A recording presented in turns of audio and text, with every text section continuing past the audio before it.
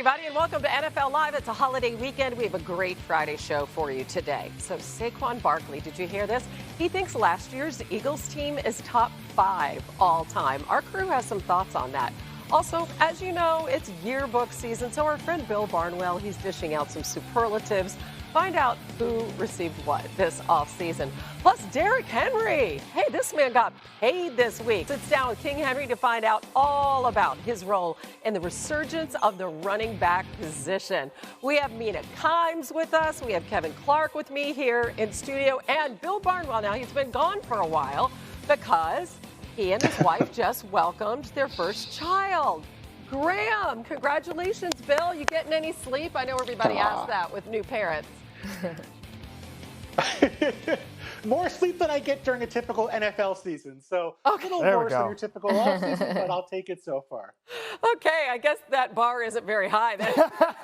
All right, meanwhile, the Lions are sleeping a lot better now that Aiden Hutchinson has been cleared to return. Hey. The defense took a big hit after Hutchinson went down in Week 6 of last season. In their first 5 games, they ranked top 7 in pass rush win rate.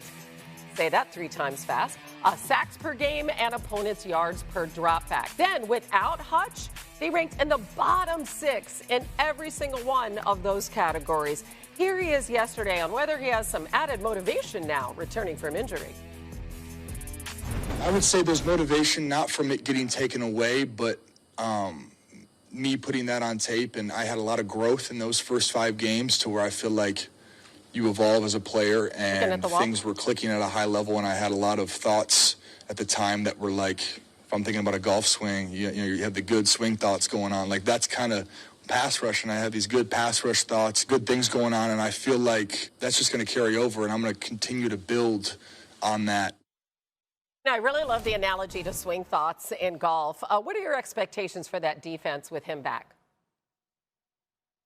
Well, certainly improved when he's back in the lineup for obvious reasons, one of the best pass rushers in football.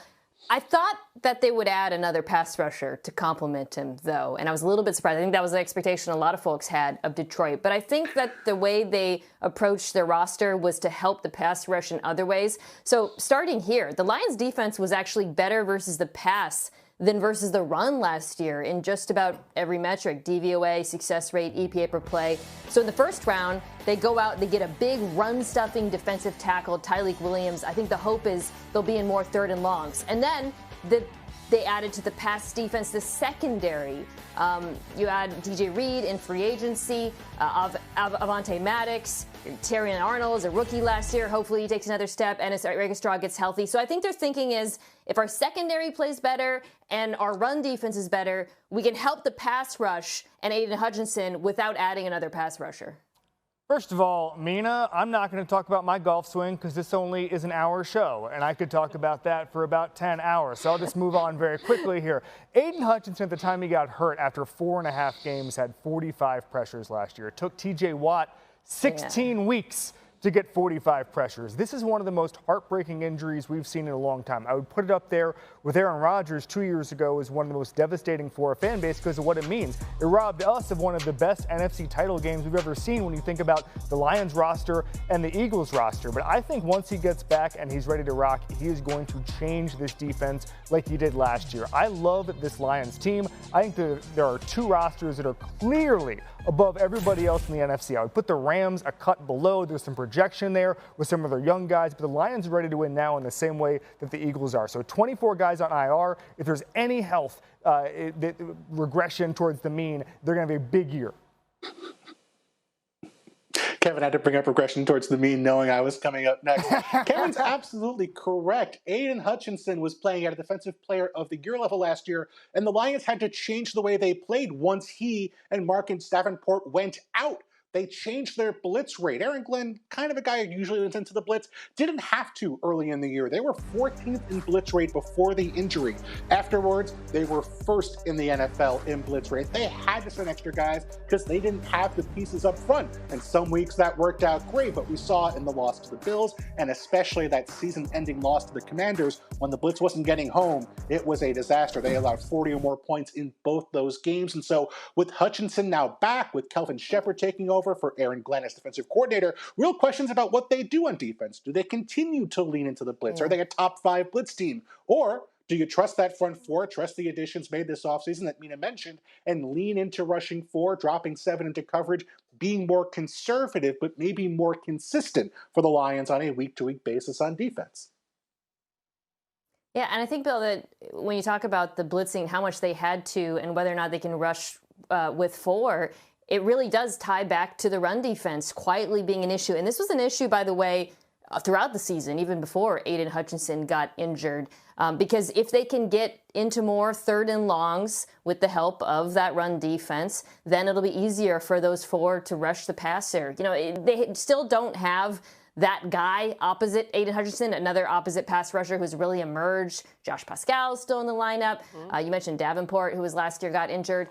But I think situationally they can help whoever it is opposite Aiden Hutchinson by putting them in just better spots in 3rd and longs. Yeah, I mean, to your point, Mina, Hutchinson did, the Lions in sacks last season, and he only played 5 games all year.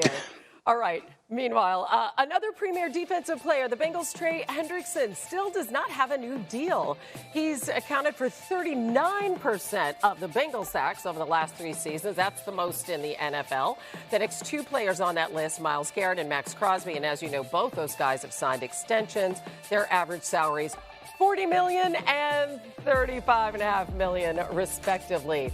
Bengals star quarterback Joe Burrow has found himself now advocating for yet another teammate to get paid. I think he's doing what he thinks is best for his career, and I support him in that. You know, Trey's a smart guy, just like anybody. You know, I'm sure there's things that he'd like to have back, but he's very well thought out in his process, and he's a guy that deserves to get paid and get paid what he wants and what the market is. So, you know, like I said, we'll see what happens with that. But, you know, I love Trey and hope he's with us. I mean, Kevin, what do you make of Burrow having to publicly ask for a teammate to get paid, just like he did for Higgins and Chase? Yeah, I'm going to talk to Joe Burrow directly here. Kids at home, earmuffs, don't listen to this.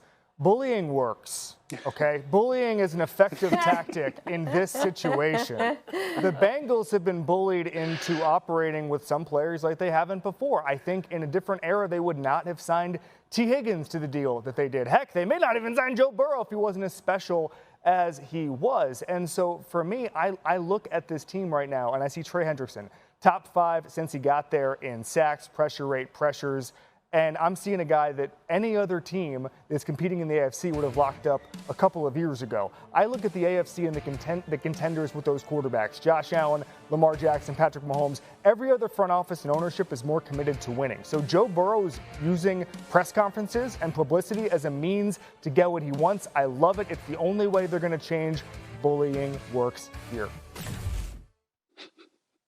Joe Burrow gets Trey Hendrickson paid. He may have to start taking a cut from all these contracts he's getting done with that bullying.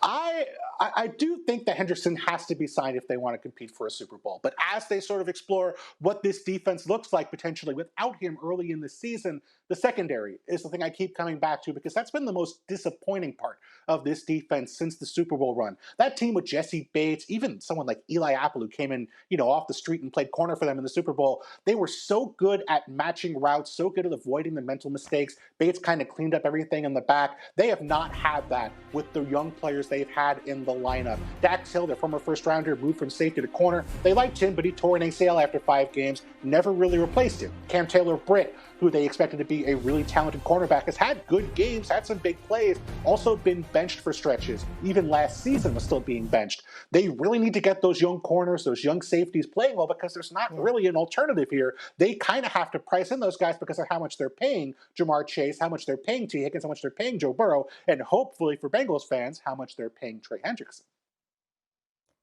That's the crux of it, Bill. I mean, this is one of the worst defenses in football last year, both against the pass and the run. And for them to take a leap, they weren't particularly active in free agency outside of adding TJ Slayton. They need multiple young players at all 3 levels, quite frankly, to take a step forward, to improve their play, or the rookies, Shamar Stewart, Demetrius Knight, to play well. And that, to me, cuts to, I think, what the Bengals' biggest bet this offseason was that development, coaching, is going to be the difference. Lou Anarumo was a schematic genius, But those young players over the last few years haven't borne out from the draft. And you can say, well, maybe that's because they drafted the wrong players and maybe it's not Lou's fault. Perhaps. But the Bengals are hoping that their new defensive coordinator, Al Golden, coming from college in Notre Dame last year, can do